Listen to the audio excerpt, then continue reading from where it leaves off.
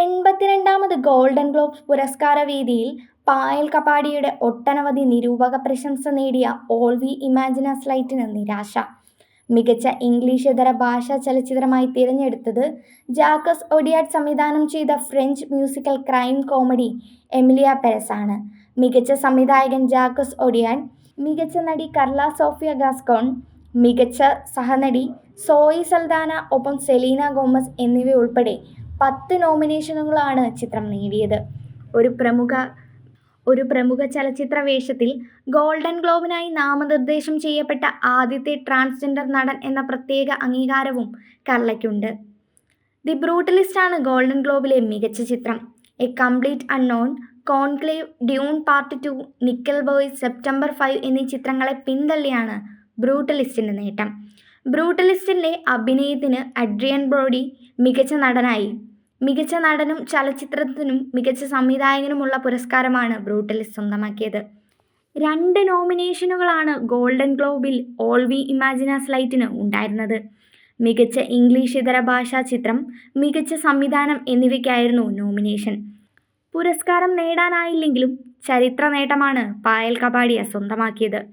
ആദ്യമായാണ് ഒരു ഇന്ത്യൻ ഭാഷാ ചിത്രം ഈ പുരസ്കാരത്തിലേക്ക് നാമനിർദ്ദേശം ചെയ്യപ്പെടുന്നത്. ഇന്ത്യയെ അടിസ്ഥാനമാക്കിയുള്ള ഒരു ഇംഗ്ലീഷ് ചിത്രമായ സ്ലംഡോഗ് മില്യനെയറിനു വേണ്ടി ഡാനി ബോയൽ മികച്ച ഒറിജിനൽ സ്കോറിനുള്ള ഗോൾഡൻ ഗ്ലോബ് പുരസ്കാരം AR റഹ്മാനും 2008-ൽ സ്വന്തമാക്കിയിരുന്നു. കനി കുസൃതിയും ദിവ്യപ്രഭയും പ്രധാന കഥാപാത്രങ്ങളെ അവതരിപ്പിക്കുന്ന all we imagine as light മുംബൈയിൽ താമസിക്കുന്ന മലയാളി നേഴ്സുമാരായ പ്രഭയുടെയും അനുവിൻ്റെയും വ്യക്തിപരവും തൊഴിൽപരവുമായ വെല്ലുവിളികൾ നേരിടുന്ന ജീവിതത്തിലൂടെ കടന്നുപോകുന്ന ചിത്രമാണ്. ഏകാന്തത, സഹവാസം, നഗരജീവിതത്തിൻ്റെ സങ്കീർണതകൾ എന്നിവയുൾപ്പെടെയുള്ള പ്രമേയങ്ങളാണ് ചിത്രം ആഖ്യാനം ചെയ്തത്. ഛായാകഥം ആനന്ദ് സ്വാമി, ഋതു ഹറൂൺ എന്നിവരാണ് ചിത്രത്തിലെ മറ്റ് താരങ്ങൾ.